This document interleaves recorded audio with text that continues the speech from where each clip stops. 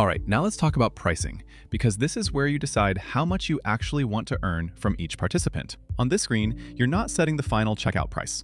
What you're doing here is choosing your revenue per participant, how much you want to make from every person who joins your challenge. So let's say I enter $40. As soon as I do that, you'll see a full breakdown right here.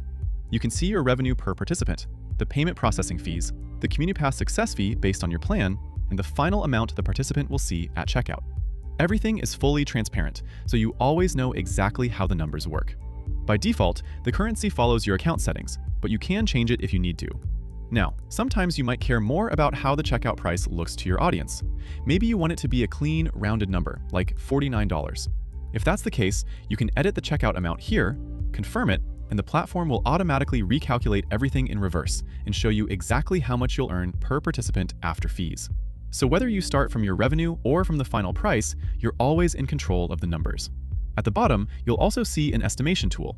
This doesn't change your setup at all. It's just there to help you plan.